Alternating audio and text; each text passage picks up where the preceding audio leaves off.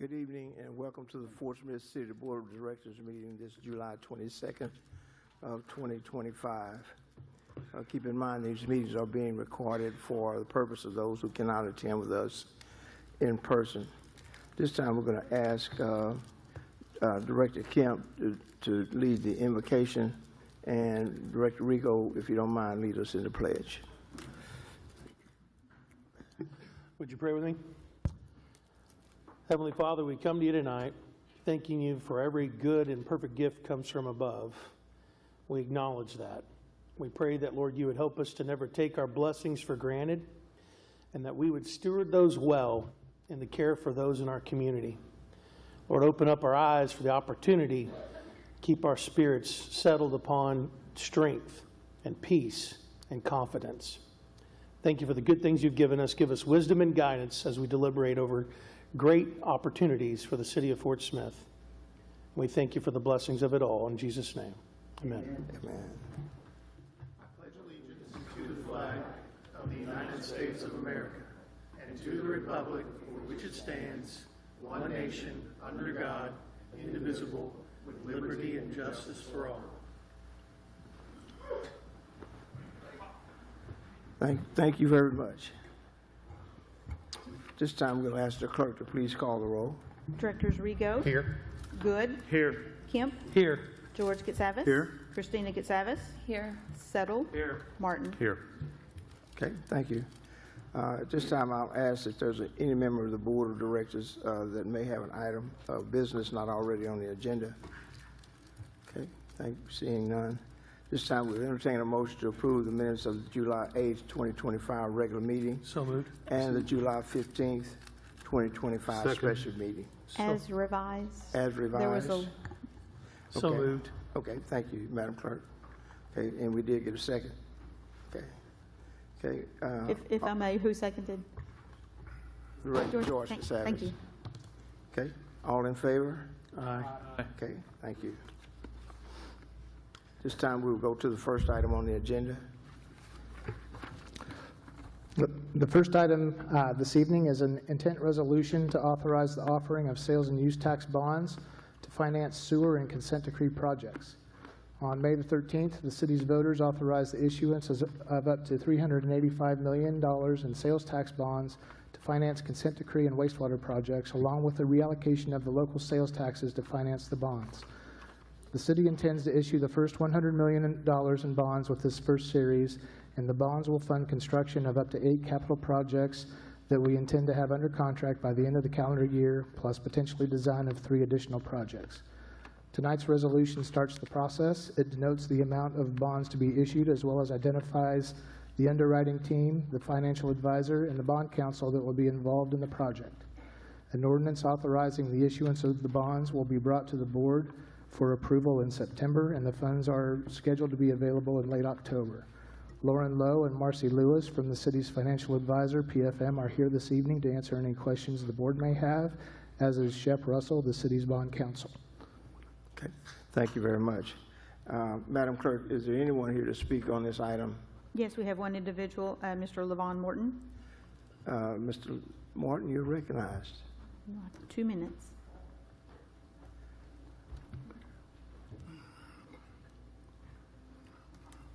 Well, I just want to briefly say I did take a lot of interest in this because I did spend a lot of time advocating for the bonds in terms of the vote that took place in May.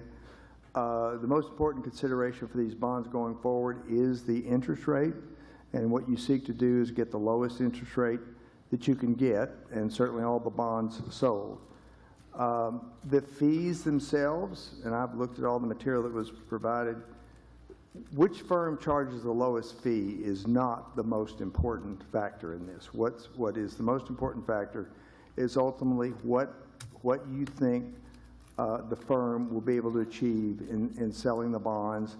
And I have looked at this, and just as an independent citizen, I agree with the recommendation that's made in the board packet. I would say the other really important thing that is not decided yet, but will be within the city's control, is the ratio of the debt service to the debt service coverage. And coverage is different on sales tax bonds. The sales tax you collect has to be, hopefully, what we shoot for is 1.25 times the sales tax necessary for the debt service. Now, that's easy to do on the first tranche of the bonds. The rating agencies will most likely look at all three tranches, $350 million perhaps, when they consider that 1.25. But that's what we need to hold to, and I trust that the city will do that as they go through the process. That is important. And I will say that it's worked out so that the timing of this and how this works puts us in a very good position going forward as a city. So, thank you. Thank you very much, Levon, for your help. Are there any more citizens' comments? None indicating. Okay. This time we entertain a motion to adopt a resolution. So moved. Second. Thank you. This time we'll go to board member comments. Director Christine Casares, I saw your hand. I was just looking to seek a little clarification on why we only went with 3 underwriters. You know, when I looked at what the state does for similarly sized deals like this, they usually have 6 or more putting in bids, and then they select 4. I was wondering if anyone could speak to that. At this time, I'll call Lauren Lowe, who represents the city's financial advisor, PFM. Ms. Lowe. Good evening, Lauren Lowe with PFM Financial Advisors. So yes, that is a great question. At the beginning of this process, when we spoke with city leadership as well as legal counsel, because this is the first time in a very long time that the city has gone through the process of issuing sales and use tax bonds, it was very important to look inward, looking at underwriting firms that have just that, a very much heightened focus on selling Arkansas sales and use tax bonds. This first transaction is going to be unique. As we just heard, it's going to set the stage for future transactions to borrow. This is also the first time the city is taking on a major capital plan for water and sewer, but from a different funding source. So we're going to be talking to stakeholders, specifically the rating agencies and investors, not only about the sales and use tax credit, but also about the consent decree and the water sewer needs of the city. So when we went through this process, we sort of did a first round of qualifications, just talking amongst ourselves. We pulled the stats within Arkansas, and the 4 firms that we submitted the RFP to did the most amount of sales and use tax debt in Arkansas. Okay. How was the RFP distributed? PFM submitted it to those 4 firms, but it was blind copied. They did not see who received it. Okay, thank you. Sure. Okay. Thank you. Any other comments from the board? Director Neil Martin. Ms. Lowe, I think you were here last time when we were talking through this whole process, and it relates to what Mr. Morton said in terms of that debt service coverage ratio. We talked about that, and the concern we had around the existing bonds that we have today that are not sales and use tax bonds, they're revenue bonds, and how we had to hit that certain ratio. And I believe what you said at the time was these will be devised in such a way that we will be, for lack of a better word, good in terms of how these are designed, and the fact that we won't be, if we have a downturn in sales and use tax, that will be protected, if you will, from not meeting our requirement. Can you talk about that a little bit? Sure. So that's a great question. Obviously one that we all know near and dear to our heart because of the water sewer rate covenant consideration. So in this case, the first transaction will somewhat meeting a rate covenant or being able to demonstrate you're bringing in enough money to pay your debts will be very easy. Because just for consideration, it's about $30 million that the 2 revenue streams that we can use to pay debt service. We think your debt service payments might be more like $7 million. So we're going to be very clear on the front end. Where it starts to matter and where it really matters about thinking about this, creating a holistic plan, is there's going to be another piece of debt later in a couple of years after we spend these dollars, and then another. So the idea is we're going to only borrow it when we know the water sewer utilities can actually put that money to work. We do not want the city to incur costs before you're ready to actually put dollars in pipes. So we need to think, it's a phasing concept, so we are going to have to start strong. We know it will decrease over time, and I do think that's a big part of the credit story to talking to investors and to the rating agencies. Okay. All right. Thank you. Mayor, I have, Director George Kasavage. Lori, there was a company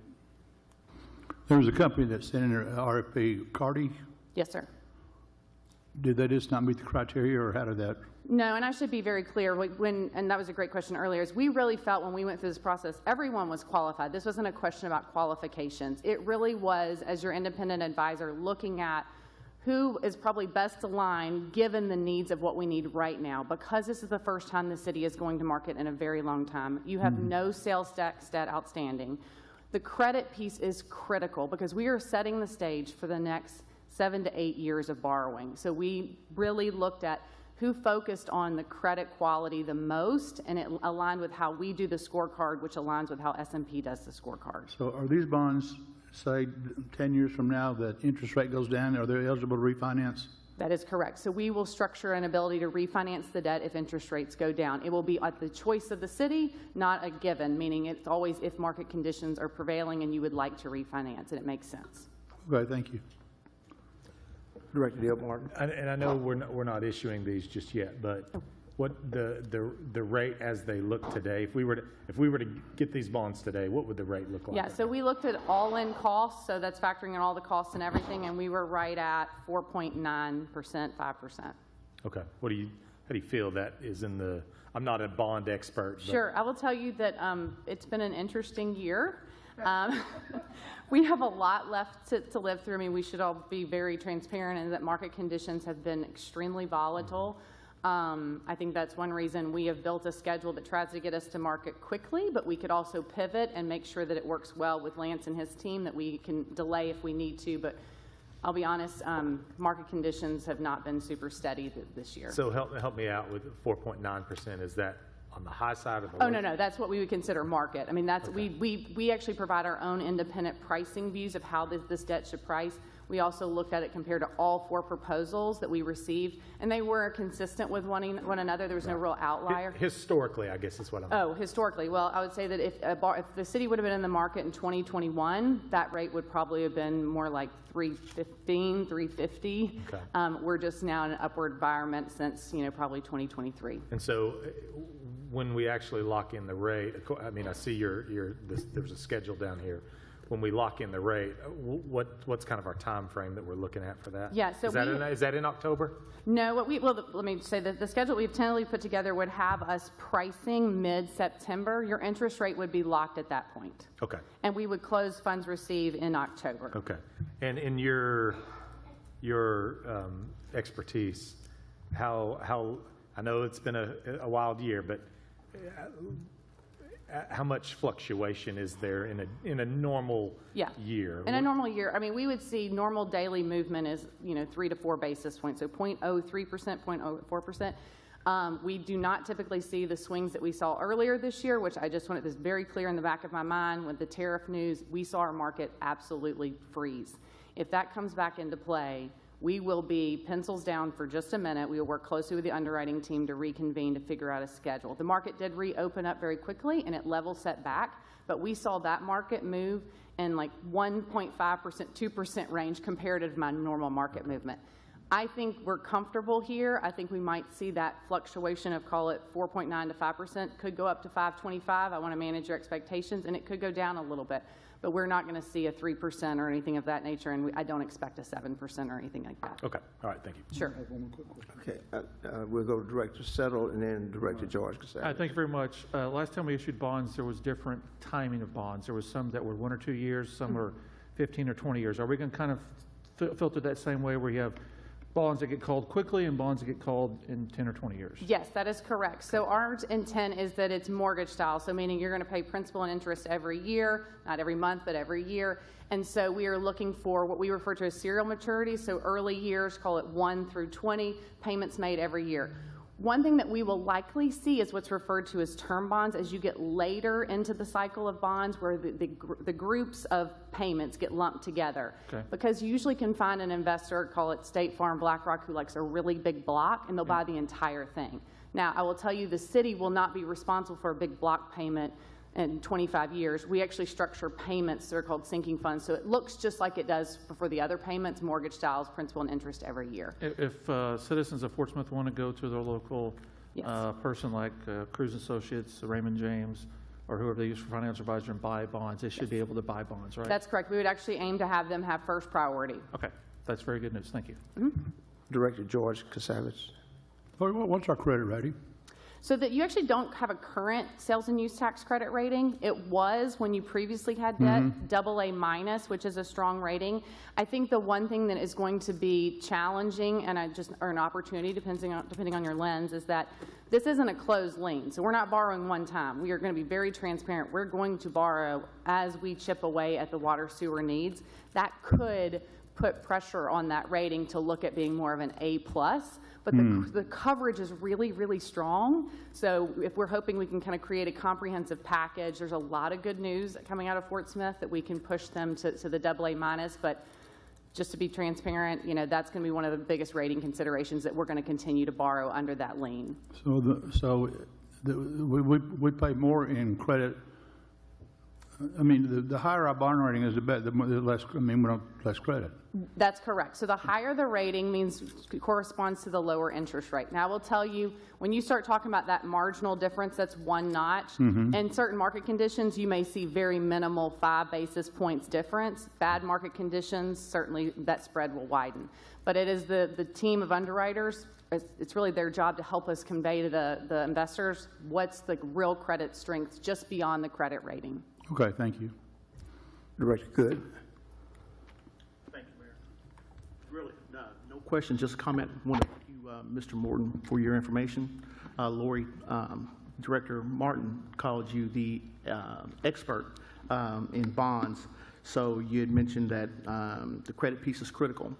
You know, and I absolutely agree. And, you know, listening to Levon give his presentations over these the revenue bonds that we're getting ready to go into, you know, we talked about how necessary it is for the perception and for us to actually be stable in our actions. So just wanted to say thank you for your recommendation here. Director Rigo. Thank you, Mayor, and thank you to everybody involved for your thorough work helping the city move forward on this important project. Okay, thank you. Are there any other questions from the board? Madam Clerk, please call the roll. Directors Rigo, Yes. Good, Yes. Kemp, Yes. George Katsavas. Yes. Christina Katsavas. Yes. Settle. Yes. Martin. Yes. It's approved, 7 in favor and 0 opposed. This time we'll go to item number 2. Item 2 is a resolution adopting an Energy and Environment Innovation Comprehensive Action Plan. Putting this plan in place is a requirement of the Climate Pollution Reduction Grant. 2 public input meetings were held this spring, as well as a citywide online survey to identify the public's interest in topics that should be included in this plan. Director of Citizen and City Services, Joshua Robertson, will speak to this item. Fort Smith entered into the Climate Pollution Reduction Grant Program by signing a memorandum of agreement with the Arkansas Department of Energy and Environment in September of 2023. That agreement was ratified by the Board of Directors in November of 2024. A requirement of the agreement is to submit this action plan, and it has to be based on the CPRG program. The Department of Energy and Environment has confirmed this plan is still required and must meet the criteria outlined in the agreement. While this plan is mandatory, it does not obligate the city to implement any project or pursue any future planning process without additional approvals from our governing body. The primary goal of the plan is to outline conceptual strategies for reducing greenhouse gas emissions. These conceptual projects span over relevant sectors of the CPRG program, including transportation, energy efficiency, renewable energy, waste and recycling, land use and urban design, and workforce development. These concepts are designed based on the demographics and characteristics of the Fort Smith metropolitan statistical area and reflect realistic opportunities for our community. This plan does not bind the city to any specific action or expenditure. It merely identifies options the city could pursue if the community supports the initiative, the Board of Directors approves the project, and alternative non-city funding becomes available and is approved by the board to apply. The plan gives Fort Smith a competitive edge in pursuing future state or federal grants by having a plan in place that demonstrates readiness and alignment with the national GHG reduction priorities and other environmental priorities.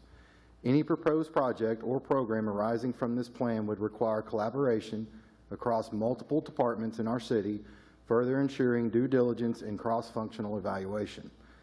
The plan provides a voluntary local tailor roadmap that positions our city to create high-quality, future-ready jobs, stimulate economic growth, improve public health and environmental quality, and enhance the city's competitiveness for state and federal funding opportunities.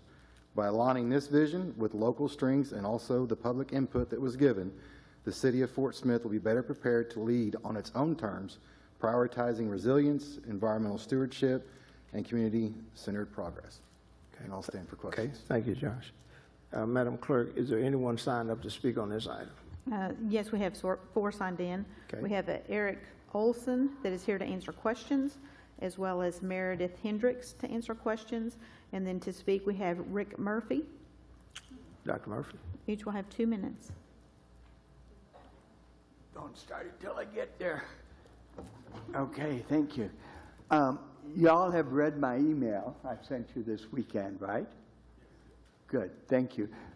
That represents one vantage point that I have about this issue. But tonight I want to share another one. Okay, you're all sitting up here because you had a vision about making Fort Smith a place where people wanted to live, work, and play.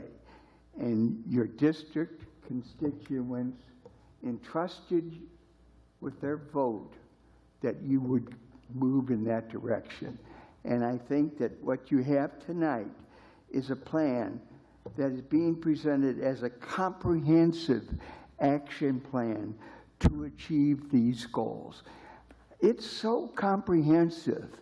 I mean, I had to sit there with a dictionary to read the dang thing. But it's so comprehensive. It covers everything except for the cooking oil at George's restaurant. And it doesn't cover that because that's already covered. Okay? But let's congratulate Joshua Robinson for putting this together, such a magnificent, comprehensive action plan. Joshua, thank you. Okay. These ideas were, as you well know, were garnished from numerous surveys and town meetings over the last year. I did this survey several times, so obviously my biases are going to be part of that.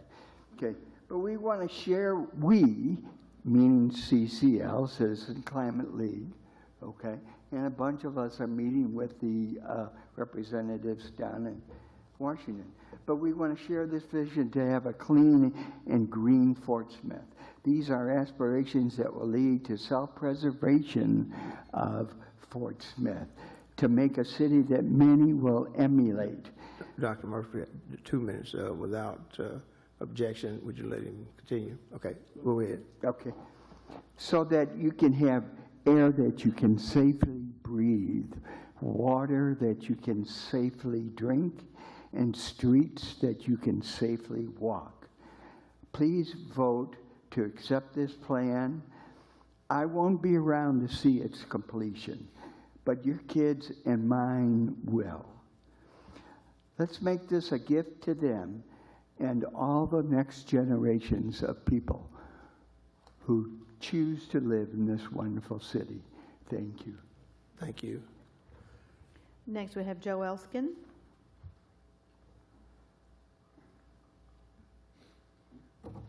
Hi, thank you.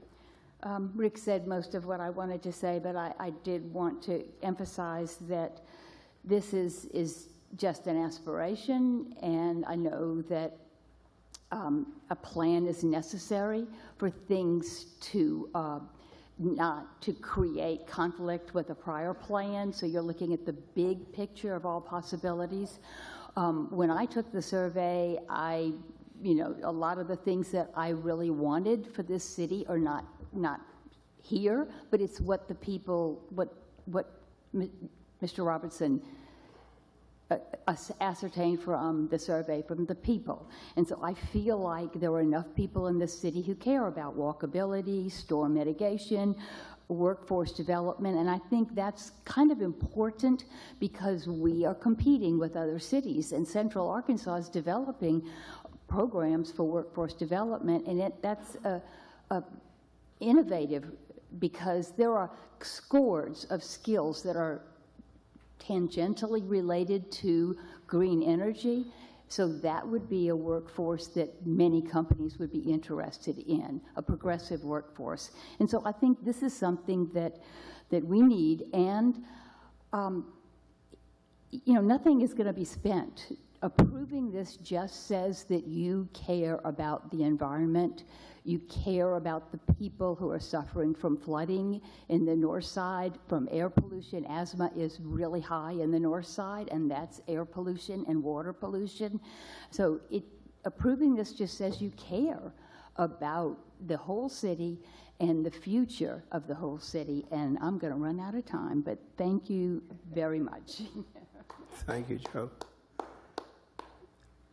Madam Clerk, is that it? That's it. Okay, thank you very much. This time, we will entertain a motion to adopt a resolution. So moved. Second. Thank you. Comments from the board? Director Rico, you're recognized. I'm just grateful for the work that went into this and for all the folks who took the time to participate in community meetings and survey responses and things like that. Thank you to everyone for your engagement. Okay. Any further comments? Director Neil Martin. Yeah, I echo Director Rigo's statements. I appreciate everybody's effort that went into this. Dr. Murphy, I agree with you. This does cover everything but the cooking oil at George's. That's where I have some concerns about it because it is so broad.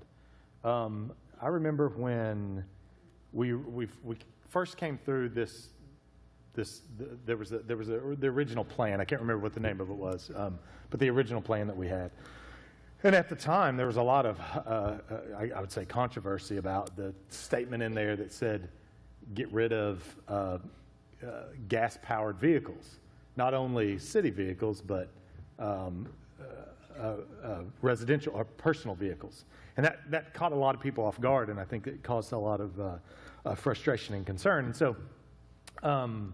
so that passed, and then we have a study session about a month and a half ago where we see a presentation for this. And then we get the plan, and then when you start going through the plan, it is a whole lot bigger than what we saw originally, and the items related to alleyway rehab, electric vehicle charging infrastructure, public housing, solar, hiring the energy ambassador. It's significantly bigger than that. It goes into a materials recovery facility, renewable energy systems, solar awnings and canopies in city parks. It says the city must be prepared to expand its engineering, design, and operations teams to both deliver and sustain new programs over time. We're changing. This gives us the authority. Or this gives this plan gives the go-ahead to update building and zoning codes. So I look at this, and you even look at the comments. There's a lot of people that express frustration that we're addressing things that are not meeting our most current urgent needs, which is the consent decree and water leaks and water issues, the transmission line, those types of things. This has just gotten really big, really fast, and it's not the original intent of what I thought the first plan was. And I think this is one of those things that I hate these plans because they're so broad that we're potentially committing ourselves. This is kind of like a future Fort Smith plan, which is something that whenever we pass something or there's an item on an agenda, it says it aligns with comprehensive plan X. This is what this is. It's going to be aligning with this particular plan. And I think from a cost perspective, we are blowing this thing out of the water. And it is going to get very expensive to be able to do this. It's not only going to cost the city money, it's going to cost people money, because when you start upgrading or changing building codes and zoning codes, the house that I buy, the house that you buy gets that much more expensive. I have serious concerns about this. I have concerns about the cost. I have concerns about the overreach. I think this is tough for me. This is really tough for me. Okay, thank you. See, Director Kemp. Thank you, Mayor. Joshua, if you could, I have questions for you as well.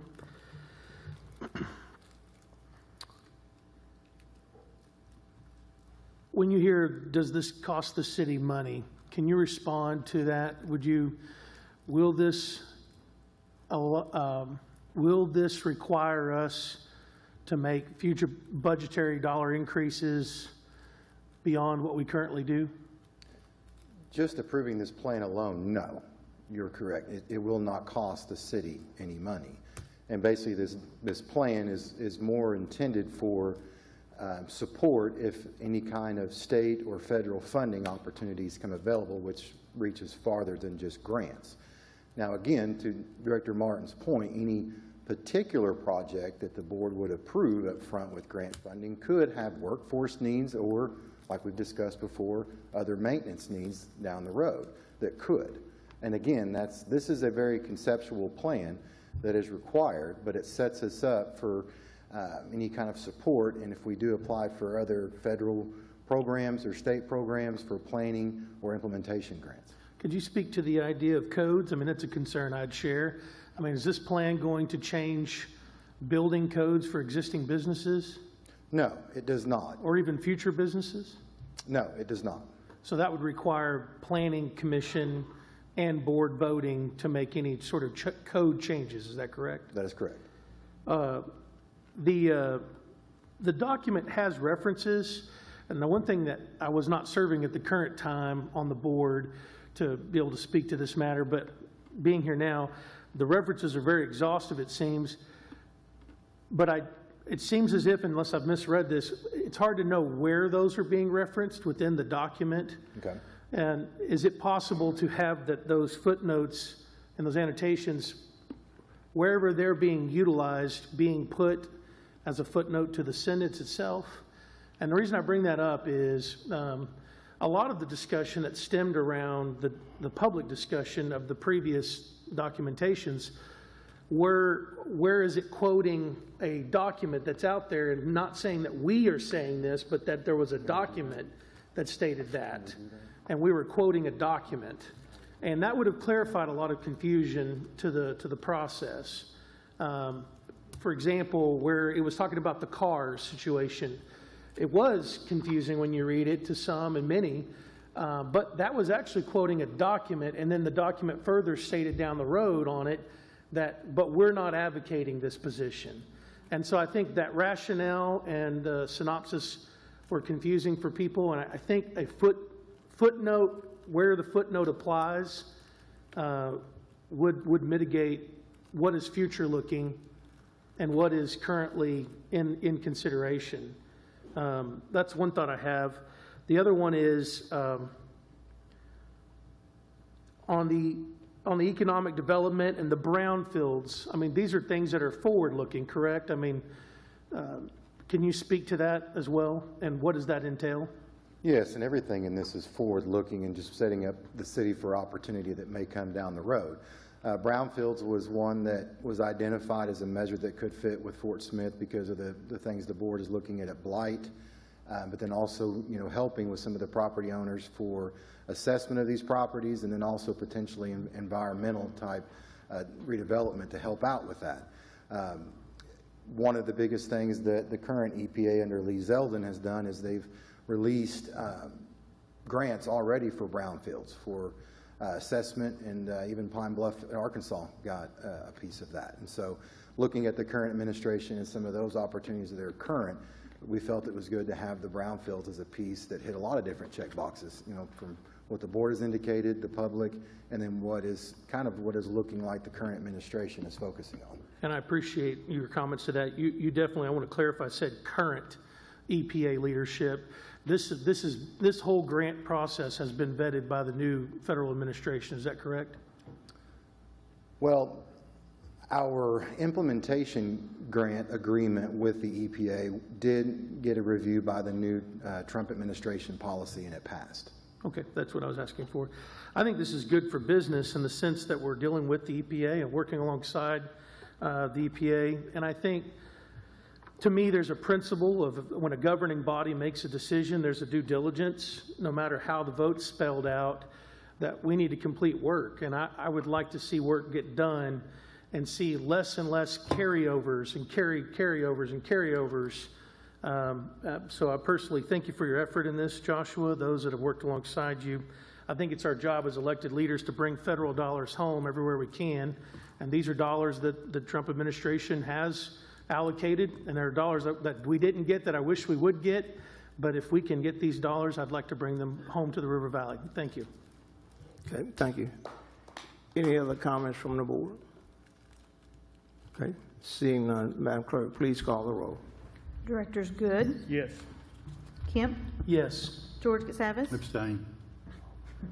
Christina Katsavas, Yes. Settle, No. Martin, No. Rego. Yes. Motion passes 4 in favor, 2 opposed, and 1 abstention. Thank you. This time we will go to item number 3. Item 3 this evening is an ordinance establishing pay rates and related procedures for city engineers.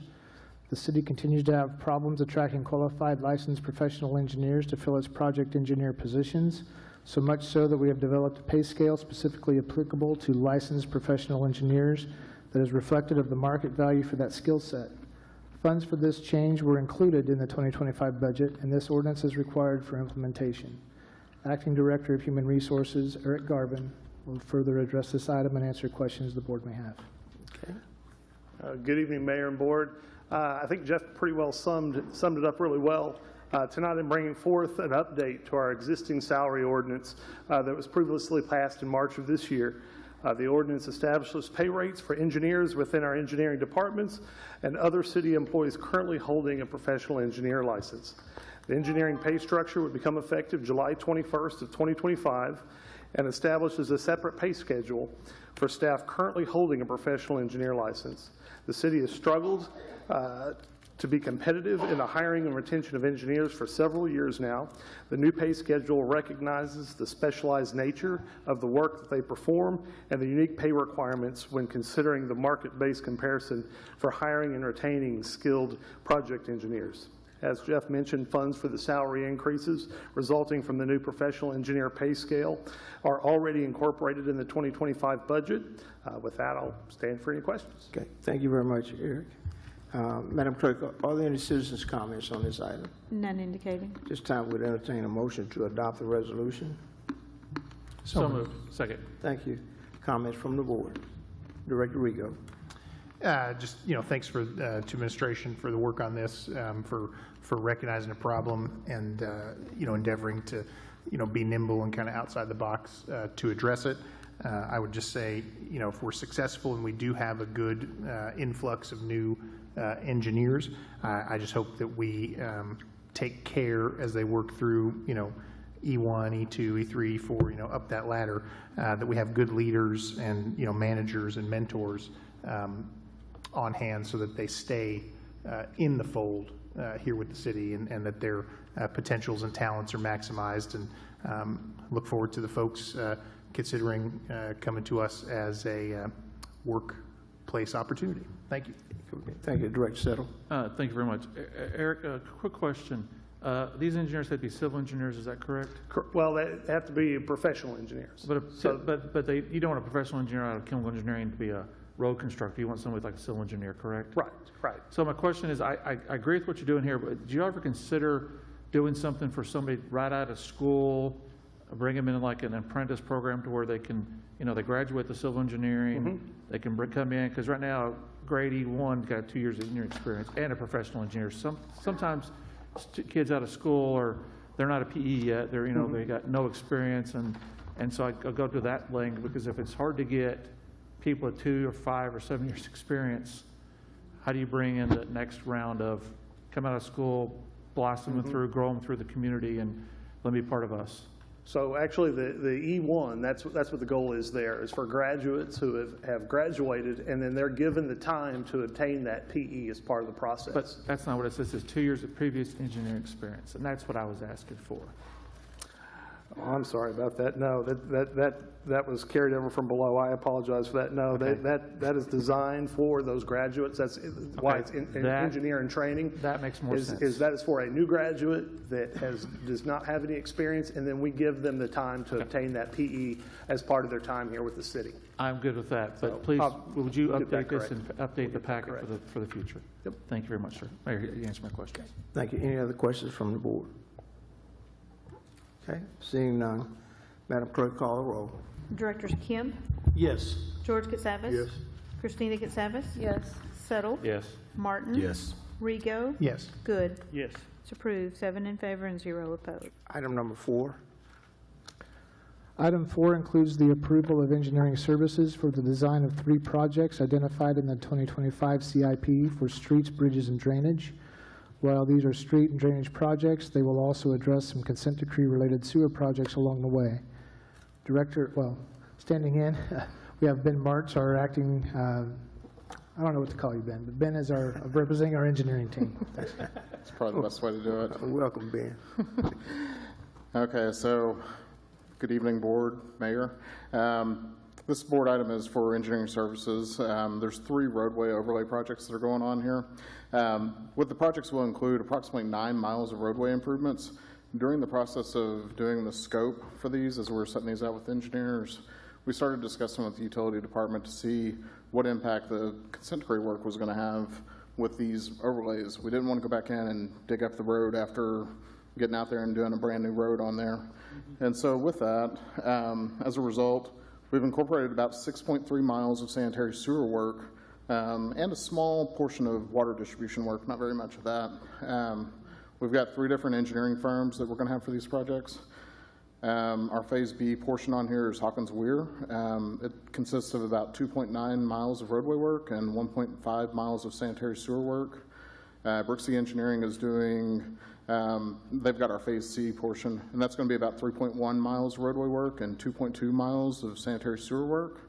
And then finally, Phase D is going to be completed by Mickle Griffin, and that's about 3 miles of roadway work with 2.6 miles of sanitary sewer work. The design funding for all of this is going to be, or for the roadway portion specifically, is going to be with the 2025 sales tax program for streets, bridges, and associated drainage improvements. It's a mouthful. Design funding for the sanitary sewer portion will be from the 5/8% sales and use tax. I'll stand for any questions. Okay, thank you very much. Madam Clerk, are there any citizens' comments? We only have Larry Yancey to answer questions. Okay, thanks for being here. Director Settle, you recognize. I'll wait till we get to the point, Mayor. Okay. After we. If there are no citizens' comments, we'll entertain a motion to adopt a resolution. So moved. Second. Thank you. Now we'll go to citizens, directors. Thank you, Mayor. I just want to commend the street department to work with the utilities department. This is exactly what we should be doing going forward. Utilizing engineering to do both streets and drainage and sewer and water at the same time. Great idea. Glad you did it, Jeff. Great job with the team. Thank you very much. Okay. Thank you. Any other comments from the board? Madam Clerk, call the roll. Directors George Katsavas. Yes. Christina Katsavas. Yes. Settle. Yes. Martin. Yes. Rego. Yes. Good. Yes. Kemp. Yes. It's approved, 7 in favor and 0 opposed. Okay. Item number 5 has been withdrawn by staff. With that, we will go to item 6, which is the consent agenda. On tonight's consent agenda, we have 6 items. We have a resolution adopting a grants policy and related procedures. We have a resolution authorizing application to Arkansas Community Assistance Grant Program, a resolution authorizing a settlement agreement with a former employee, a resolution authorizing initiation of land exchange with the U.S. Forest Service, a resolution authorizing Phase 1 of a project development agreement with AMERESCO for an investment-grade audit of the city's water metering system, and a resolution authorizing a construction contract for utility relocation related to an RDOT project. Okay, thank you. Is there any item on the consent agenda that you would like to pull for separate discussion? 6E for me. E and C? C, yes, sir. Okay. Any others? Okay, let's go to item C. Well, remember also item E also. E, okay.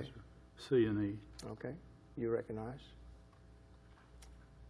You are. Oh, I thought Christina was first. Okay, who can, this lawsuit, Jeff? Yes, sir. I never did anything about it. Can you tell us basically what it was over? There was an employee that was terminated approximately 2 years ago for job performance issues. She filed a lawsuit regarding her termination, citing some discrimination and accommodation issues. And through that settlement process to reach this point, we recommend settling with this employee. And what was the dollar amount? $9,500. And plus we had attorney's fees too, right? Fighting this? We will, yes. The recommendation for the settlement amount is considering what the cost to defend the case would be going through to a trial. The $95 to $100 is approximately what that estimate is, and so that's where we're at. Okay, thank you. Item, So you're saying that the $9,500 is what we think it would cost us to pay Daly and Woods to defend us in this lawsuit? Or lower, but I mean, Yeah, that's actually should be considerably lower. I'll let Jerry speak to that, but the estimate I think that we had was between $10,000 and $12,000 just to defend the case. Just to defend it? Just for the case, yeah. Okay. Not talking about anything up to this point, just to take it to trial. How much have we spent up to this point? I couldn't tell you that. I mean, has she gone through the unemployment hearing? I think there's an unemployment hearing of some sort. Yeah, Did she go through that and we had to? I would have to confirm if she went through unemployment, but she did file a claim with the EEOC, and we received a right to sue letter. They decided not to pursue. But any did we have a action hearing through that EEOC? We did. We provided a response to them for that. There wasn't an actual hearing that was performed per se. I thought they declined to take up her case. Is that Correct, accurate? yes. Yeah, that's the term that they use. So in this case, we're just saying we're going to give you we're going to settle with you $9,500.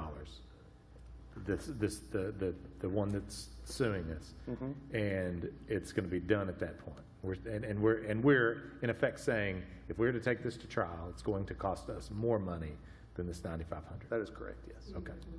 Yeah, even if we win. Correct, yeah. Okay. All right. Thank you. Since we're talking about it, I had a comment on this. I did not know anything about it either until I saw it in the board packet, and so I searched this woman's name, and there was an article in the Democrat Gazette about it in February. So I guess we can add this to the pile of things the board's never been made aware of. I understand that it is more cost-effective to settle out of court. I do worry about the precedent it sets to start doing so, because when I've looked into this and I sent some emails, I asked Jeff, this woman never filed complaints with HR. The proper channels were not utilized.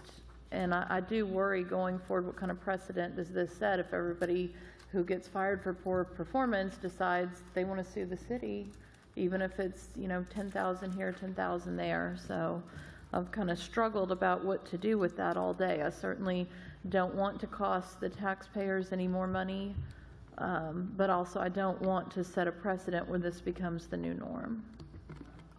okay, thank you. Any other questions from the board? Okay, thank you. And item E? Yes. Christina and Do you want to speak on E? I. No, yeah, go ahead. Okay, I'll go first. So how did this company come to us? Were they selected through a competitive bidding process? This is we actually utilized an RFP process, and Mr. Dingman was on that committee that evaluated all of those that submitted. How many people submitted? I want to say it was 4. So, I just feel like this is the time to be cautious and not experimental. If we're you know, if we're concerned about lost revenue, have we thought about route auditing or meter calibration?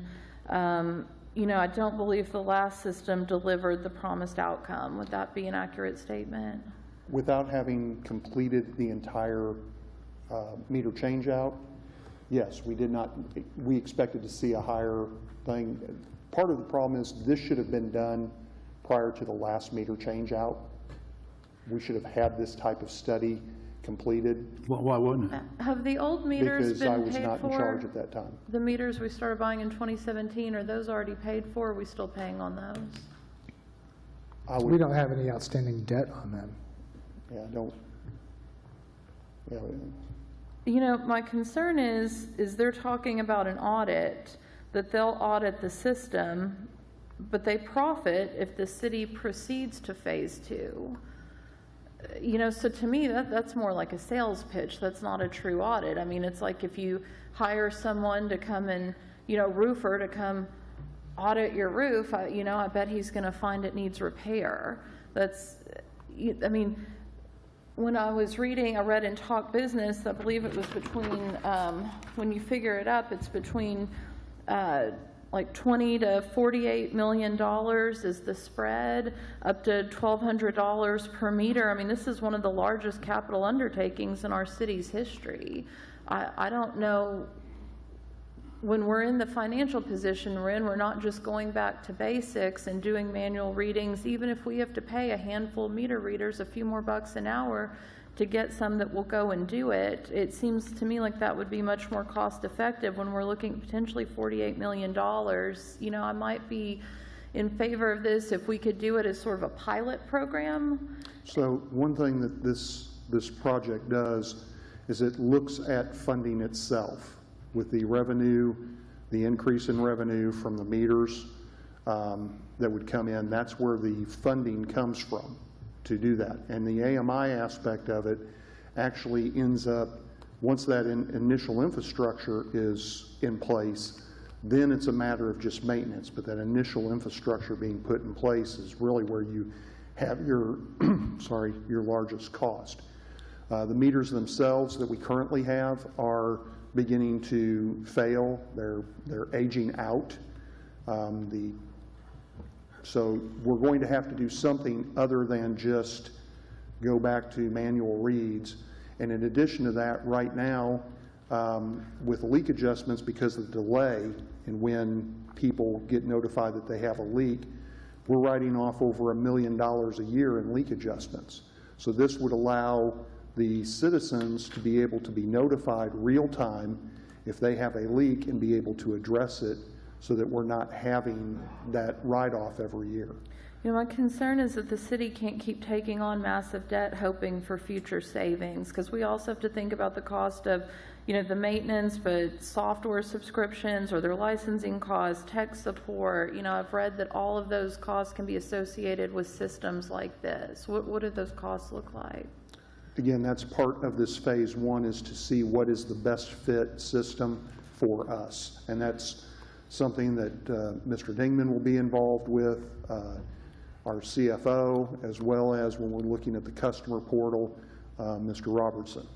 If I might add, you know, we went through a comprehensive professional services process to collect RFPs. As Lance mentioned, I think we had 4 pretty qualified firms respond to that. We had two of the nationwide leaders into our offices to do an in-person on-site presentation with about a dozen of us from administration, finance, utilities, a number of disciplines on staff, to make presentations and to get to a recommendation to the board. And so when we had a study session discussion a few weeks ago where they came and did a comprehensive explanation of the process for the board. And you know, the intent of this is to get to, I mean, this investment grade audit is an evaluation of all of our meters, I mean, a sampling of our smaller meters, but all of our larger meters, to gauge how deficient those meters are registering and estimate the revenue that we would realize if we had correct readings on all of those meters. And then those dollars then are identified as project dollars. and then we would go forward, and then they would help us go through the process to identify a suitable meter set or a suitable electronic set, and all the associated technology pieces that you just mentioned, and what those ongoing costs were, in order to find something that is scalable and fits our process, our needs the best, and also has an effective and efficient operating cost going forward. And I think through this process, I think we have a comfort level with the presentation that was made. The professionals they identified several projects that they have done and are doing, and communities of a similar size and layout as Fort Smith. We have a good confidence in their report, and this investment grade audit will be a critical first step. But why do we need to pay $125,000 for them to tell us what a software subscription would be? That's not necessarily what they're doing. They're evaluating and doing So we're going from AMR, which was the latest technology, past the older mechanical meters, to AMI, because that's the new technology. What about 5 years from now when there's another new technology? I mean, technology's changing all the time. We can't keep jumping on every bandwagon. I mean, how much does an older mechanical meter cost? If we were to put a brand new one in, it's like $50? No. So I'm gonna let you know, we just priced 2-inch meters, and the difference between a mechanical meter and an ultrasonic meter, which the mechanical will not last as long as the ultrasonic, the difference for a 2-inch was about $20. And we are basically being told they're selling out of their mechanical. That's why it's a little bit cheaper. So these meters could potentially cost $1,200 with the AMI meters. So the cost that I saw was about $800 a meter, and that's rounding. I would also add to that before we get to the point of identifying a $1,200 meter set, we also will evaluate a number of meter manufacturers, a number of meter styles, a number of electronic sets to go with them. So when it comes time to recommend to the board that we move ahead with something, we will have identified something that is palatable in terms of cost. We won't necessarily be going for a $1,200 meter. We might not be going for a $500 meter set either, but probably someplace in between. I will also point out that part of this is if we go on to phase 2, there is a guarantee by the company that we will see this additional revenue generated, and that's before, that's not including a rate increase. If we do not see that revenue increase, they are on the hook for making that up for Fort Smith. But we still haven't recouped our costs from the last set of new meters. We talked about that in a study session. What was it, $10 million we spent? We haven't recouped that cost for the last batch of meters.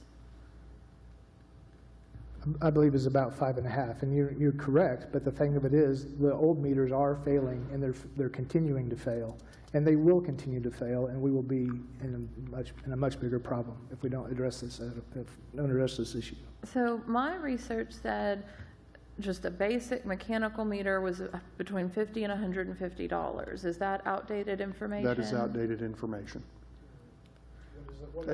I mean, I know that when we were buying the meters that we did have, we were looking at about $175. That was a bulk price, and please remember, you get what you pay for. And some of the problems that we're having is because we went with the lowest bidder that was not vetted properly prior to entering into that contract. Well, I'm a no on this. I'm going to vote on this separately, but I would like a list of meters and prices ahead of the next meeting.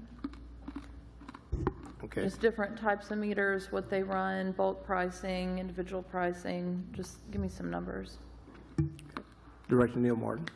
I came on the board in 2019, right as, I think we replaced some of these, right? Was it 2017, 2018? We started in 2017, 2018, 2019 up until the flood, and then we stopped. Yeah, and it seemed like it was right about that time that bills started going way out of control. So, and then hold on, and then water leaks seemed to go out of control. I don't know. I wasn't here for, I've only been here since 2019, but it seemed like right about this same time, water leaks went bananas. Is there a correlation between installing a meter and a potential leak being created upstream or upline? There shouldn't be.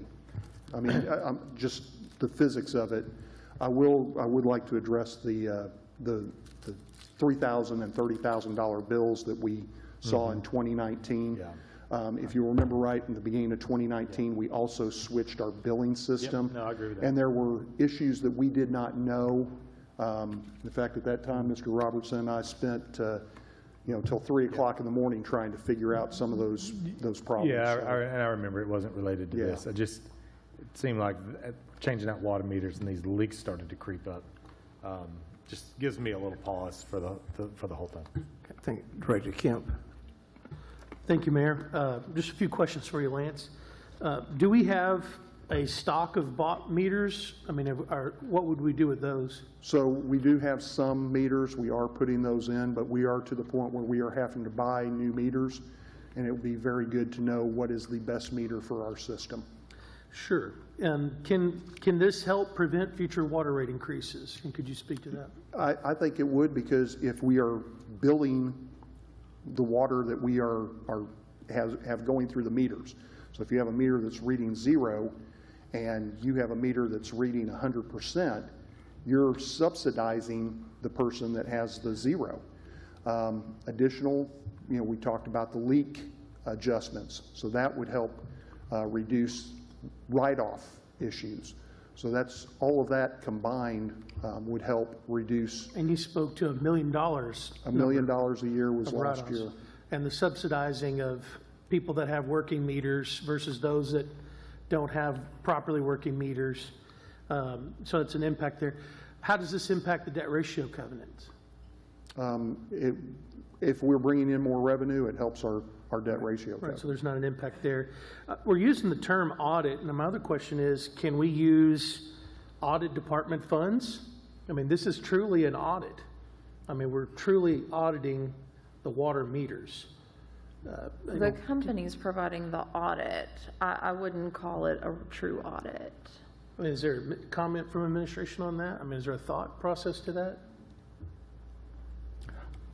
I mean, it's an evaluation of our current metering structure. I think it is more appropriate to be a utility expense. Frankly, I don't know that we have dollars in utility. We have some from an expended operating cost, but I think this is an appropriate utility cost. Lance, could you speak to this as far as a vote on this and the dollars spent here? I mean, it's a very sizable amount. How does this impact? Does this impact you saying no to something in your budget because this has been said yes to?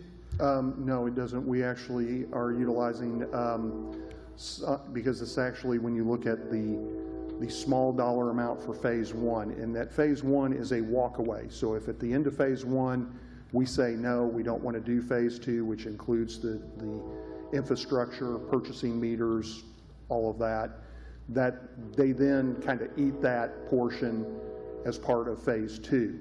So they are doing some work. They will have a cost associated with that work, and we have that amount already set aside in our 6505 to pay for that should we need it. How confident, and this is my final question, how confident are you, and maybe the representative from the company here or something, how confident are you that this will indeed do what you hope it does? I would say 99% confident. There's always that 1% that kind of nags at the back of your head, but we have not done a large meter audit because we just don't have the capabilities. The fact that having a sampling which will provide us the ability to see what projected lost revenue, statistically look at that, will give us a really good idea on that. And then the other aspect that this helps us with, we've talked about water loss. If you have a meter that's reading 20% of what's going through it, well, we're saying that that's the full amount, but we know what's being produced. So that also will help our unaccounted for water or water loss numbers by kind of estimating what's going through. Thank you, Lance. Director Settle. Let Christina go. Lance, you talked about meters reading 0. If we have meters that are reading 0 now, why aren't we sending people out to check them? And this was something Director Morton talked a lot about last year when he was here. I mean, do we need a fancy system? Can we not just... So, and I'm sorry, I was using that as an analogy. If a meter reads 0, we do check it. A lot of times we will see 0 use for 2 or 3 months because it's a rental property. And after a certain amount of time, we'll see use on it again. We had a total of, I think last year it was a total of 19 meters that showed no use. We went out and checked, and it was a abandoned, if you will, house. It was vacant, but there was no usage through the meter. We still read the vacant meters to ensure that somebody hasn't turned the meter on and start stealing water. But normally we don't see it for a long period of time. I was using the 0 as an analogy, but if it's at 20%, we would not know what their water usage is because we are seeing water go through the meter. I would just think there's got to be some sort of AI or software program that can integrate with what we have now and get us a better result. Because I talked to a builder the other day, and he said that it was like a clerical error, but he had been overbilled by a factor of 10 or something to that effect, something that we should have a system in place that would catch this or catch a dramatic drop in usage. I'm sure these exist without spending up to $48 million. I mean, you know, talking about spending tens of millions of dollars, I mean, we should be having public hearings. People should be weighing in on this. I mean, if we don't move forward after phase 1, I mean, we're still out 125 grand. Okay, I'm done. Director Settle. Thank you, Mayor.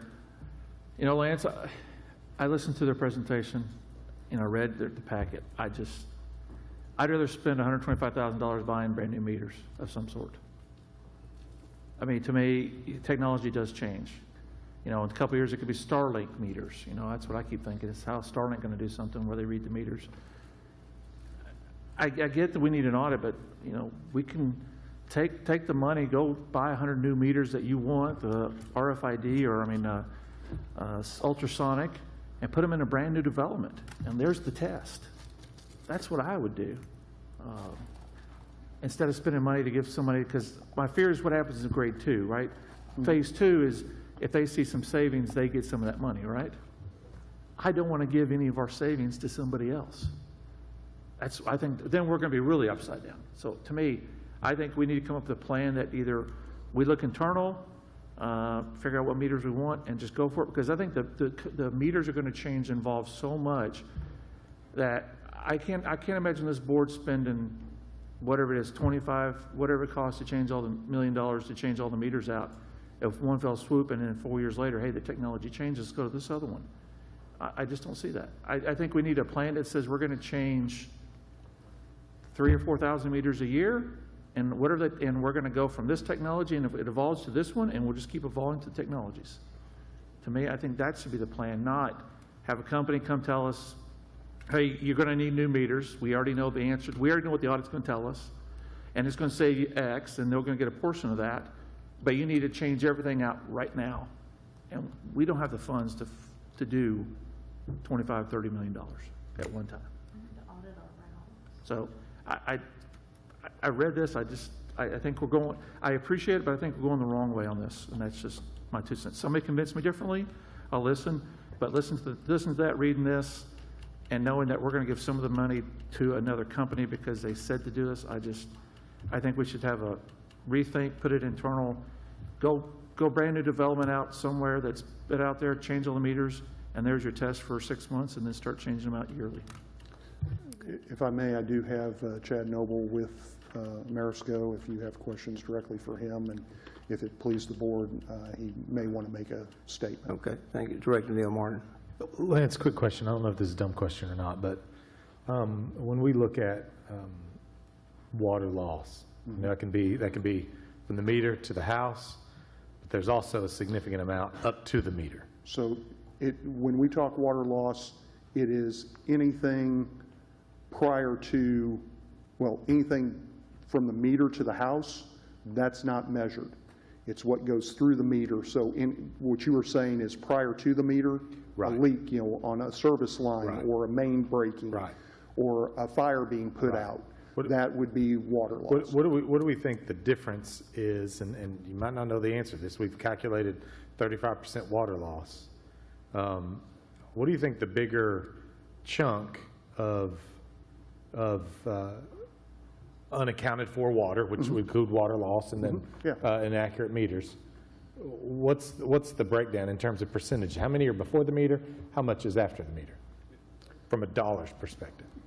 From a dollar's perspective? Yeah, can you? I mean, I would say we're probably at 10 to 15% due to inaccurate meters. So we're at 35% going up to the meter, another 10 to 15%. No, 35 total, subtract 10 to 15 from that, and that would be the meter inaccuracy.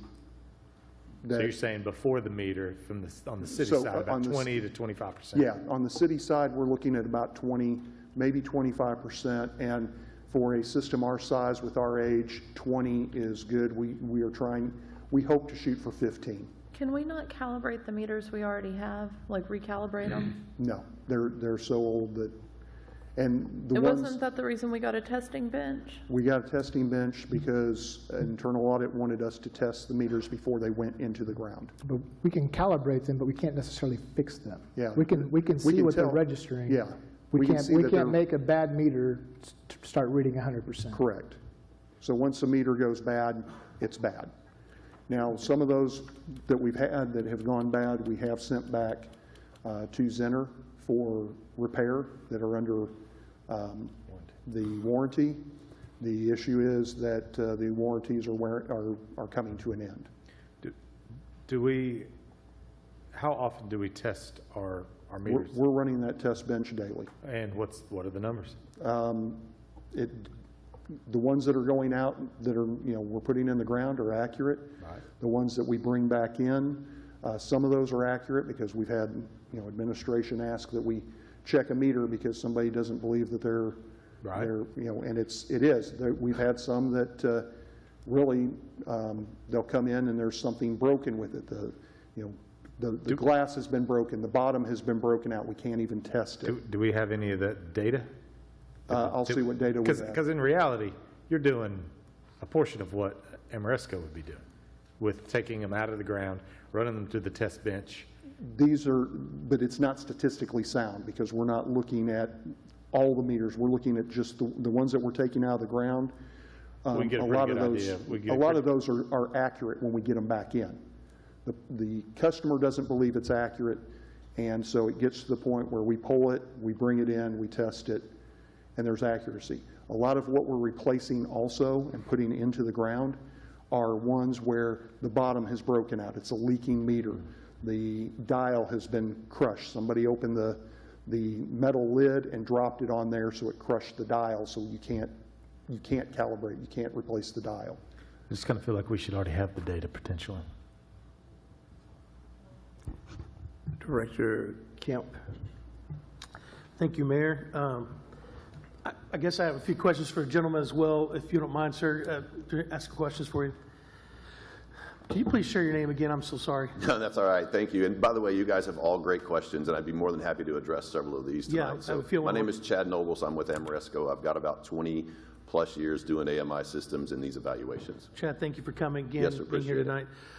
When there's a discussion about, hey, this leads to something that eventually ends up taking money, and we don't want to share dollars that are going to be saved, can you speak to how that works out in reality when you the cities you worked alongside? Yes, sir. And that was a good question. I wanted to make sure I addressed it because we are not sharing in any of the revenue.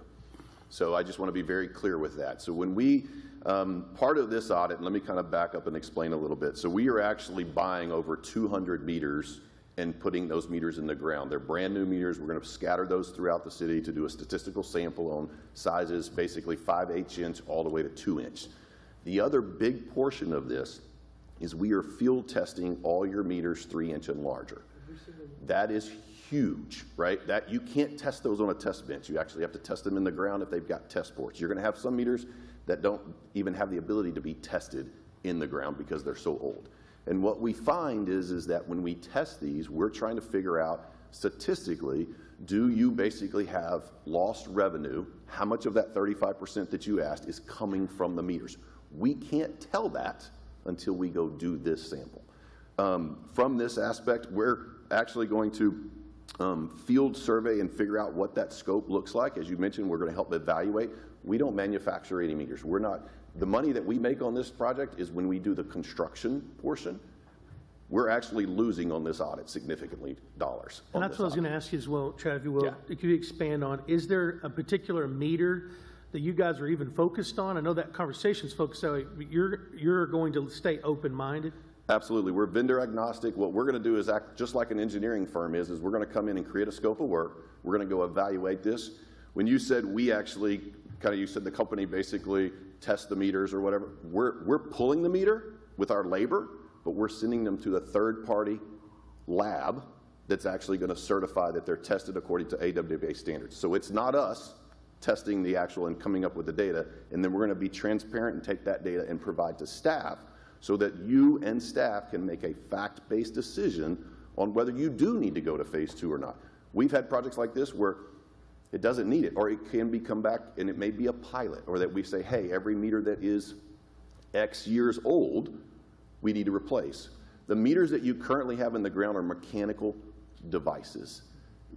As they wear out or as they have volume go through, that's what's tied to the water. So you've got a lot of meters that have well past the warranty on the volume of water. The new meters that Lance would like to put in solid state, they're not tied to volume. So these are all the evaluations that we're going to take and bring back to you so that you can make a good decision. We don't know what those costs are. We're going to evaluate that for it, and that's what this is going to do. And one more question. If you had just kind of like, here I am, upsell me on the return on the investment for the city of Fort Smith to spend $125,000 with your company. Yeah, so when we are asked to do these type of studies, this is, truthfully, from our set of eyes, this is one of the best opportunities we think we've had in a long time because of the age of your city and the infrastructure that's out there. You've got a lot of meters that haven't been tested.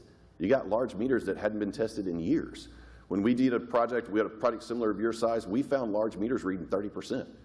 And when you talk about reading 0, they don't necessarily read 0 across all flows. We test medium flow, low flow, and high flow. So you could read 100% at high flow, which, as Lance said, you're going to get some usage going through that meter so that customer service can evaluate whether or not they're going to do a bill or not. But it could be reading 0 on the low flow side, which means all that slow usage, you're giving away free water. And as he mentioned, you're basically, it's not, what we want this project to do is become transparent. You're able to provide the data, transparent consumption data to your users to allow them to conserve water. And then additionally, what we're trying to do is make it fair to all users. Everybody should have an accurate meter. Right now, we are 100% confident that you have citizens who have meters that are inaccurate. You have businesses that have meters that are inaccurate. We want to know how much inaccuracy is there. Thank you. Yes. I think the comment I would have just at this point, too, in the discussion is that, once again, the internal audit bench testing being brought up, that was a metric provided by the internal audit department. I mean, we're spending, this sort of number with Baker Tilly, and I'm not being promised, I haven't seen a report from Baker Tilly yet. This to me allows real data to be brought to me to look at. I mean, some of the questions that we're asking are very good questions, but it seems as if they're discovery questions that will require this to be done. Lance, even if this doesn't pass in its vote, this has to be done somehow. I think the data that we're talking about is data that the board needs to make educated decisions. I will be voting in favor of this, but I appreciate your time. Thank you. Jeff, I think Jeff. I just wanted to add, and it's relevant to what Chad just said a little bit ago. They'll do a statistically relevant sample of our residential size meters, but the thing that really interests me is the fact that they are going to individually test every meter that's 3 inches or bigger. And those are meters the size of one of those tables out there and bigger. And they're in the ground. You can't pull those things out. You have to test them. How many of those are there? There are 1,000 of them. I mean, there's a lot of them. And those are one, a compound meter is supposed to read at all flows, but it's going to register usage at a high flow and let the low flow go in for free. And we just don't know, we don't know The board what. packet says there's 146. I'm sorry? 146 is what the board packet says. Yeah, there's 146 3-inch, 72 4-inch, 69 6-inch, 10 8-inch, and 4 10-inch. So what is that? So that's 400 roughly Okay. meters that we're going to be physically going to. And again, you could be losing hundreds of thousands of dollars in one account. One account. We've seen it in cities your size very easily. You could be losing. If a meter's reading 30% and it's a big industrial user, it could be $100,000 easy. Month, yeah. So we've got 400 meters here. Could we not just do this ourselves and go to a third-party lab? Those meters are of a size that you can't remove them from where they are to take them somewhere to get tested. You have to test them in place. But we don't have the capabilities No, to we do do not. that? We do not. We don't have the equipment, nor do we have the staff that is trained to do that, because the majority of our meters are residential meters.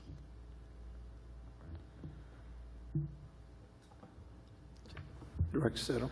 Mayor, may I ask the board for a suggestion here?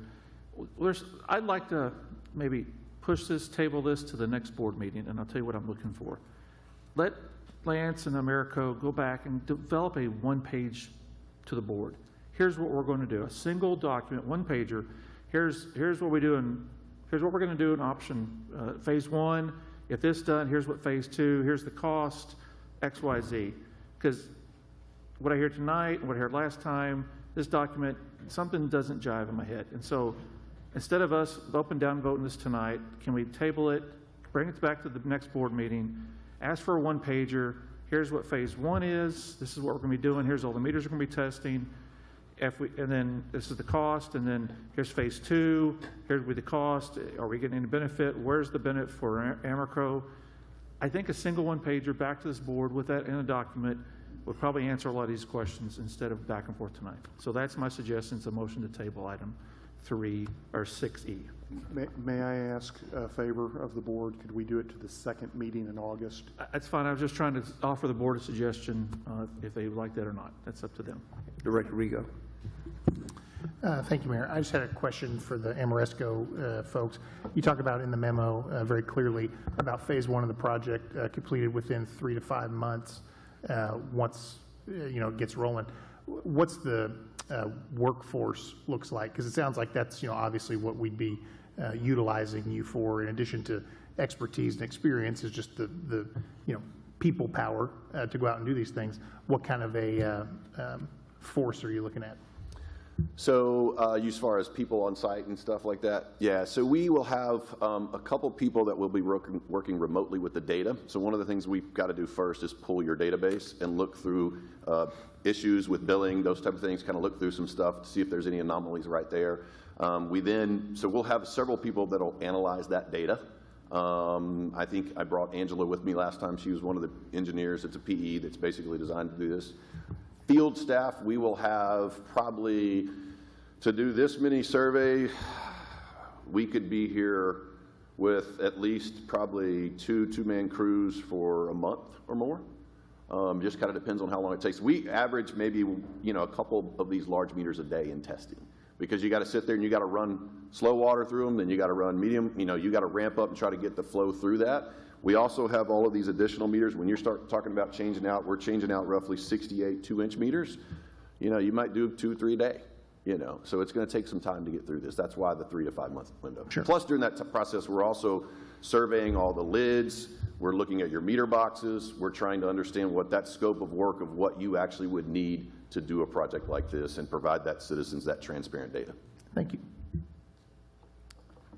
Any other questions? Okay. I'll make a motion to table item 6E to the second meeting in September. It's August. I'm sorry. I got mixed months. August. Second. Okay. We have a motion and a second to table item E. Okay. Do we need a Directors Christina Getsavis, Yes. Settle, Yes. Martin,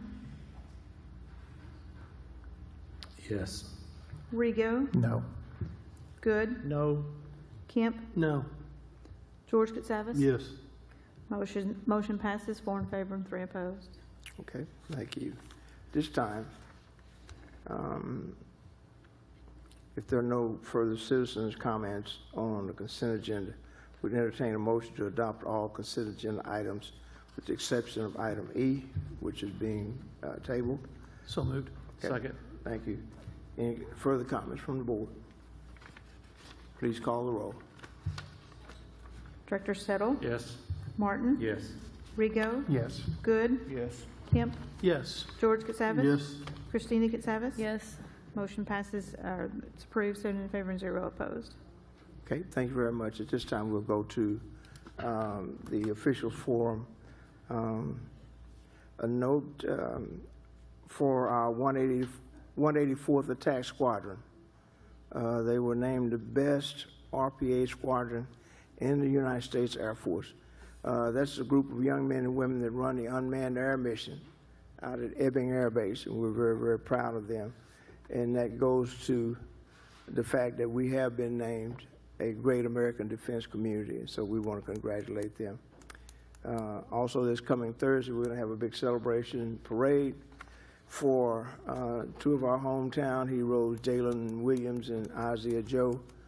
These 2 young men played for the NBA champion Kansas City Thunder, Oklahoma City Thunder. And word I get, the Thunder organization is going to be heavily involved, so we could see cheerleaders, drum lines, and all a lot of fun things this coming Thursday, starting at about 4 o'clock. We'll start with Director Neil Martin. Yeah, I've got a couple things. And Mr. Mitchell, I apologize, I didn't respond to your email, but this, what I'm getting ready to say is related to this. There was a report, a report from Hawkins Weir that was put out about the water supply and how it relates to the prison. And I think it said we wouldn't be able to supply water. I haven't read it. That's why I didn't respond, Mr. Mitchell. So, but I know that's something that that we have concerns about. I would like a study session to discuss the progress on the water line construction. Where are we at? What progress have we made? Timelines, those kind of things. I think we've talked about that as it relates to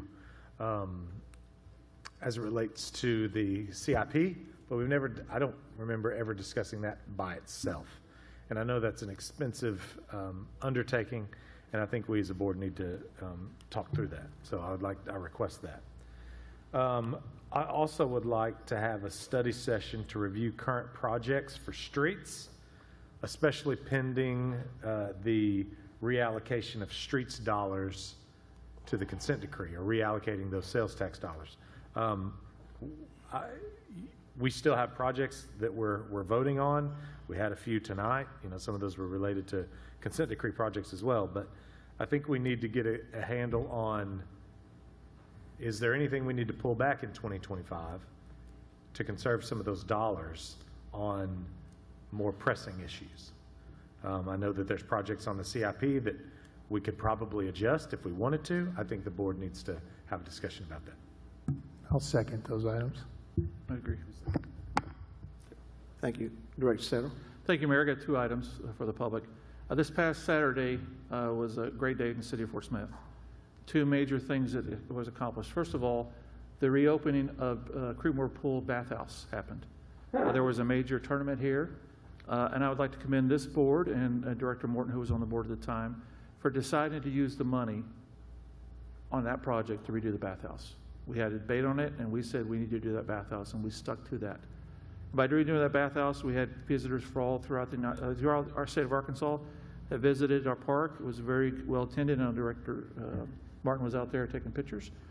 And at the same time, Parrot Island Water Park celebrated their 1 millionth visitor at the same time. So back in 2012, the voters voted in the vision that we had by Parrot Island Water Park and allowed for that to happen. And so it opened in 2015, and 10 and a half seasons later, we celebrated 1 millionth person that came through that park. That day, we celebrated 2,692 visitors on that park that day, the largest park attendance that park has ever had. So think about it. You got Creekmore Park Pool full of guests, and we had Parrot Island Water Park full of guests. 44% of those people at Parrot Island Water Park that day were from out of the county. Amazing day. Including Saturday and Sunday together, 4,266 total guests visited Parrot Island Water Park during the day, and that does not include the private event that happened Saturday night. So the vision of this board that we do and we make decisions greatly impacts our citizens. And Saturday, you can greatly see how we brought visitors both to Parrot Island and Creekmore Park Bowl, and how it generated sales tax dollars for our city and brought visitors to our lovely town. Thanks, Mayor. Director Christina Casavage. Yeah, I have two things as well. One, I think we need a FOIA policy. I think we need a set policy for how things are handled when a FOIA request comes in. I've heard from city employees that they're often confused about what their role is. I think there's often a lot of confusion about who is the custodian of those records. I know even for me personally, sometimes I get a message from Jeff, sometimes it's from James, sometimes it's through the portal. And I don't know exactly what this needs to look like. And, you know, if I'm thinking about it, I think maybe, you know, we get the request, we put the documents into the portal, might be the easiest way to do it, but we need to standardize it so that whether it's me that receives it, you know, someone, a city employee that receives it, we have a standardized process we follow each time so that we can avoid some of the issues that we've had come up. Also, I'm concerned about our procurement practices, and this is something I've been thinking about for a while. You know, too often I feel like we're seeing that we're waiving competitive bidding, and it's not in emergency situations. Very often, it's not an emergency situation. I know we had an item that came up with Denali a few weeks ago, and I voted against it primarily because we've not had, you know, good luck doing business with them, but also because they were the only ones putting in a bid, and we see that over and over again. So my policy for myself from now on is if we do not have more than one bid, I'm voting no. Unless it's an emergency situation, I'm not voting for it. We need to be advertising, getting these RFPs out, making sure people know, making sure local businesses know and have an opportunity, because I think what you see a lot of times are the big companies or the people who are in the know get the contracts over and over because the little guys don't always know. They're not always aware. So we need to work on our procurement practices. Thank you.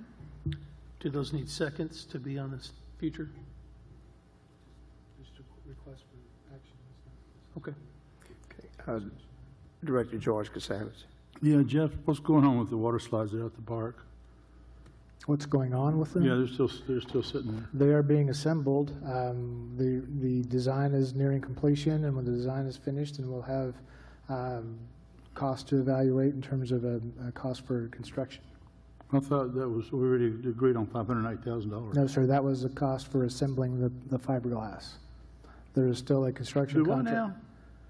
There is a cost for putting the slides together. 500,000 screw glass? Sure. That wasn't installation? No, sir. Well, I wish somebody would have said something. Well, hold on, that's still $4.2 million. We're not adjusting, we're not coming off Wait, that 4.2 Neil, let's go million. over 4.2 million. What? I bet it's going to be closer to 5. We were told 4.2.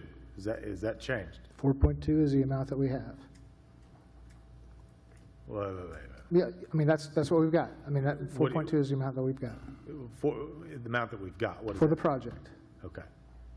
Are they anticipating it's going to be more than 4.2? I haven't seen the last part of the construction contract yet. Okay.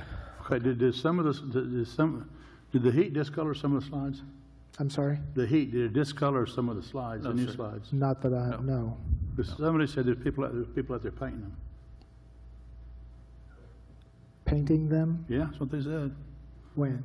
I got the same call. I had someone call me and say they saw that they were discolored and someone was out there painting them. On the new slides or the ones that are up in the air? The new New ones, the slides. ones that aren't I've seen assembled yet, was my understanding. I asked about that myself and did find that the company that sold us offered to, because those have been stored, to refurbish those, and so they did so. That's something that was shared with me, at least. Well, do you think they'll be installed by next year? Yes. Yes, I believe they'll be installed this fall. So 508,000 to put them together. How much to put that amount? We haven't gotten that amount yet. Man, what a racket. All right, thank you. Okay. Director Kemp. Yes, Mayor, thank you. I have just one thing. Thank you to RDOT for their expedited cleaning of the interstate median. Seen several highway trucks and a skid steer scraping and cleaning up the car parts and rocks and dirt, and it looks really good, and I really appreciate their effort. Thank you. Director Good. Nothing, Mayor. Director Rigo. Yeah, yes, I have two things. One is I'd like to request a study session to have a conversation, or an item on a future study session, to have a conversation around the entertainment fund and the OVG contract renewal efforts analysis that's coming up. So I'd like that to be an item on a future study session sometime, I don't know, this summer. I'll second it. Thank you. And then, Jeff, I wanted to ask, it's been 2 weeks, and I had mentioned this back 2 weeks ago that I was going to bring up these items again. What is the status or update or next steps that have been taken as it relates to overgrowth along the S-curve on Cliff Drive, and then status on changes, updates to the 6th and Wheeler intersection? Sure. Regarding Cliff Drive, Neighborhood Services has responded to complaints of vegetation encroaching the roadway along Cliff Drive. 9 properties have already been posted and the owners notified, and 3 more are pending notification of the property owner, for a total of 12 enforcement actions occurring along that S-curve. Regarding the 6th and Wheeler question, a general concept drawing has been approved with some city comments back to the design engineer for fine-tuning in the technical drawings. Upon the board asking this question a couple weeks ago, engineering asked the contracted designer engineer as to the status of the project. Craft and Toll is still internally reviewing the stopping site distance. Concerns related to adding additional parking along that stretch of South 6th Street. The city is awaiting a revised concept incorporating the city's most recent comments back to Craft and Toll, which were delivered in May. City staff expects to meet with Craft and Toll later this week on this project to get a status report on the technical drawings. Okay, and will you keep the board posted on progress and updates on this project? Certainly will, yes, sir. Thank you. Okay. Jeff, you recognize. Thank you. The only thing is that next week we don't have a study session scheduled, but we do have the board will meet for a mid-year budget review and discussion of the strategic planning goals. So next week, Tuesday at the Blue Lion. Okay. Thank you very much. At this time, we're going to convene in an executive session and make appointments to the Historic District Commission, the Port Authority, and the Property Owners Appeals Board, and also to interview candidate for Director of Internal Audit.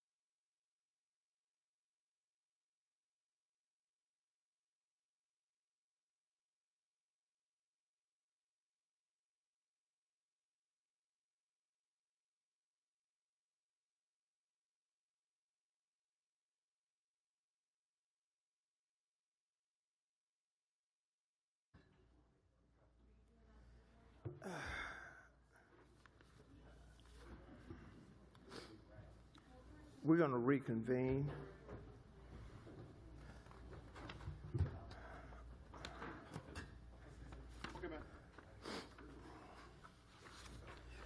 There was no action taken on the auditor position, and the following appointments were recommended.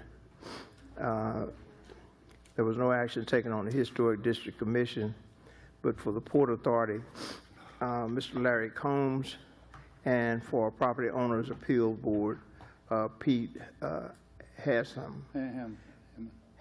Okay. Need a motion to accept those. So moved. Thank you. All in favor? Aye. Okay. If there's, I'll take that motion. Go ahead. Okay. All in favor? Aye. Okay. Thank you very much.